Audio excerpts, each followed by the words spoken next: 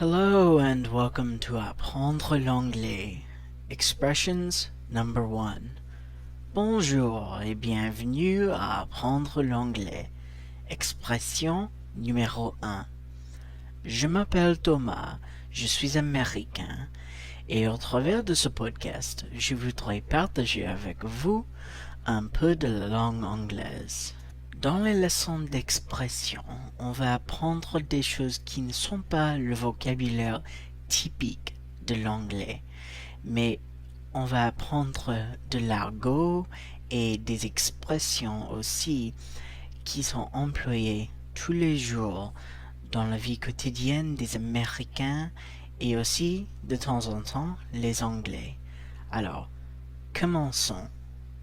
Let's begin. Ce que je vais faire pour ces leçons, les leçons d'expression, je vais vous donner chaque expression ou mot d'argot en anglais et comme toujours, on va le répéter 2 fois. Et après ça, je vais vous donner un équivalent en anglais qui veut dire la même chose. Alors comme ça, vous pouvez voir ce que veut dire cette expression.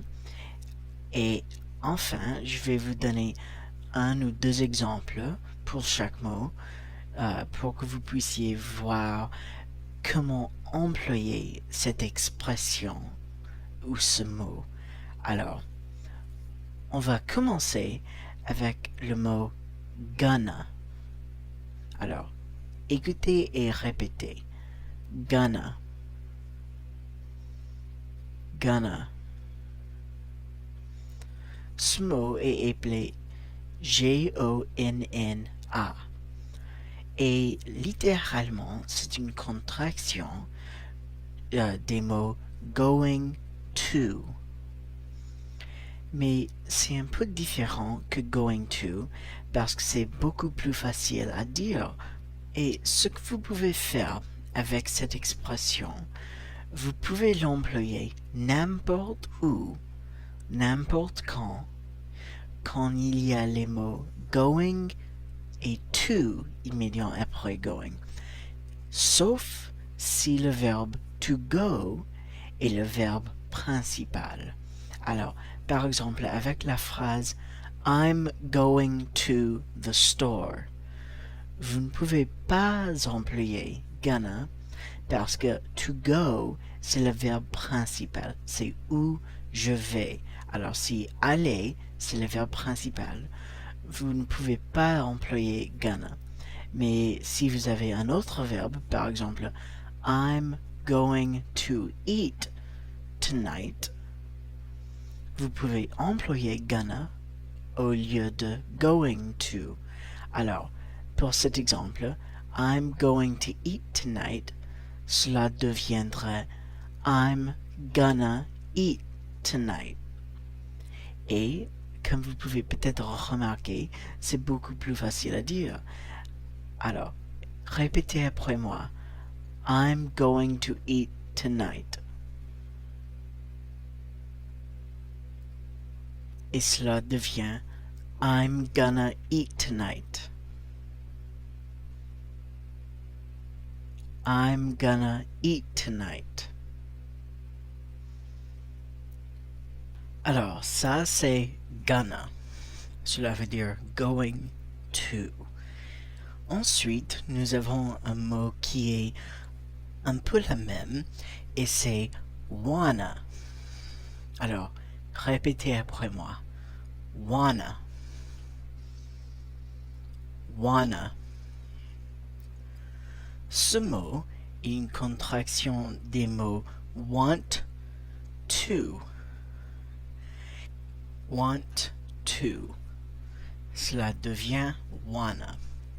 Alors, par exemple, si vous avez la phrase I want to learn English, vous pouvez dire I wanna learn English. Et cela sonne beaucoup plus naturel. Alors, un autre exemple, si vous avez la phrase I want to buy a house, on peut dire I wanna buy a house. Alors vous pouvez voir que c'est très utile pour rendre votre anglais beaucoup plus naturel. Alors répétez après moi. I wanna learn English. I wanna learn English. Et ensuite, I wanna buy a house. I wanna buy a house. Et ce mot est appelé W-A-N-N-A. Alors, on a gonna et wanna. Alors voilà quelques mots qui sont plutôt des expressions qui sont des contractions des mots. Alors maintenant, on va apprendre des vraies expressions. D'abord, on a l'expression to think twice. Alors, répétez après moi. To think twice. To think twice. Et cela veut dire que si vous think twice de quelque chose, cela veut dire que vous hésitez avant de faire quelque chose. Par exemple, you should think twice before buying a new car. Et think twice littéralement veut dire penser deux fois. Alors, vous devez think twice ou penser deux fois avant d'acheter une nouvelle voiture. Alors, cela veut dire que vous devez hésiter avant d'acheter une nouvelle voiture. Alors, répétez après moi. You should think twice before buying a new car.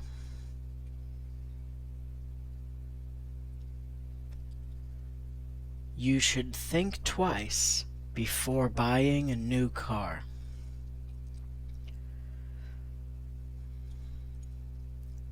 Et ensuite, un autre exemple. I opened the letter without thinking twice.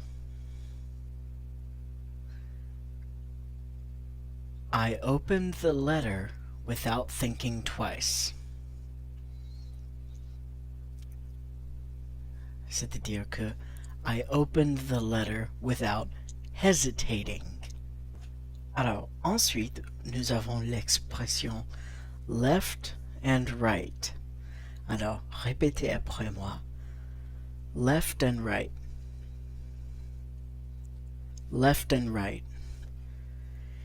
Et vous pouvez l'entendre un peu, mais d'habitude, on ne prononce pas le D au fin de and. A-N-D, on le prononce and. Par exemple, left and right devient left and right. Alors, cette expression est un peu bizarre parce que littéralement, cela veut dire à la gauche et à la droite, n'est-ce pas? Mais avec cette expression, ce qu'on veut dire est partout. Alors, mon exemple pour cette expression, c'est There were red cars left and right. Alors, littéralement, cela veut dire que il y avait deux voitures rouges à la gauche et à droite. Mais littéralement, pas littéralement, mais ce qu'on veut dire par cette expression, c'est qu'il y avait des voitures rouges partout et non pas seulement à gauche et à droite. Alors, cela peut être un peu bizarre, n'est-ce pas? Alors, répétez mon exemple après moi. There were red cars left and right. There were red cars left and right.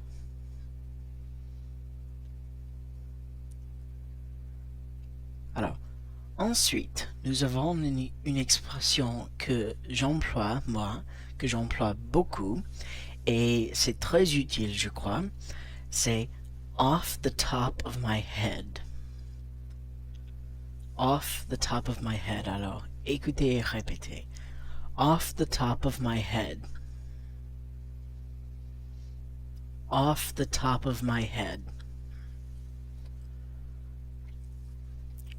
Cela veut dire sans y penser trop.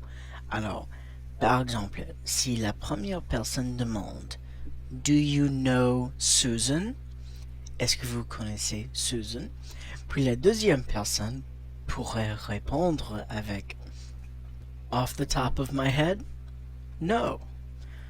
Alors, cela veut dire que sans y penser trop, la deuxième personne pense qu'ils ne connaît pas ce Susan. Alors, un autre exemple. Off the top of my head, I can't remember her phone number. Off the top of my head, I can't remember her phone number. Et cela veut dire que, sans y penser trop, je ne peux pas me souvenir de son numéro de téléphone. Alors, écoutez et répétez-moi avec ces exemples. Do you know Susan? Off the top of my head, no. Et ensuite, off the top of my head, I can't remember her telephone number.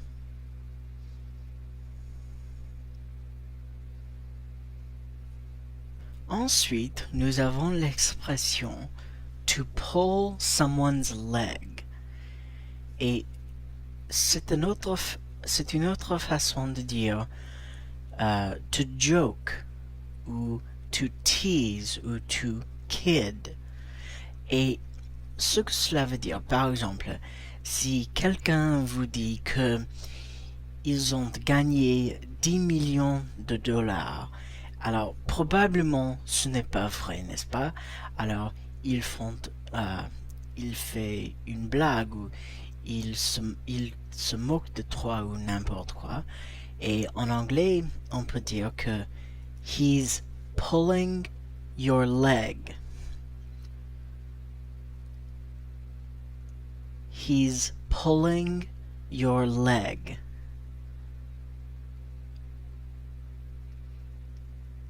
Et un autre exemple pour ça, si votre ami vous dit que elles vont vous donner une nouvelle voiture, probablement vous pouvez dire plus tard que she was pulling my leg. She was pulling my leg. Et cela veut dire qu'elle se moquait de moi, qu'elle plaisantait, qu'elle faisait une blague. Alors, voilà, to pull someone's leg. Et notre dernière expression pour aujourd'hui, c'est l'expression crystal clear. Alors, répétez après moi. Crystal clear. Crystal clear. Je crois que l'équivalent en français de cette expression est que c'est clair comme de l'eau de roche. Mais ce que cette expression veut dire, c'est que quelque chose est extrêmement clair ou parfaitement clair. Alors, par exemple, there was no mistake. The letter was crystal clear.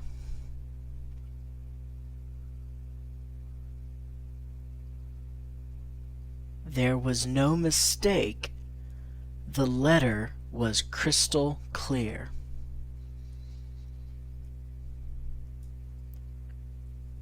Alors, c'est-à-dire que il n'y avait pas d'erreur. La lettre était parfaitement claire, ou la lettre était claire comme de l'eau de roche.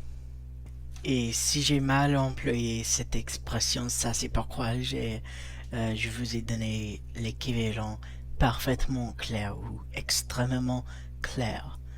Alors, voilà la première leçon d'expression, expression numéro 1.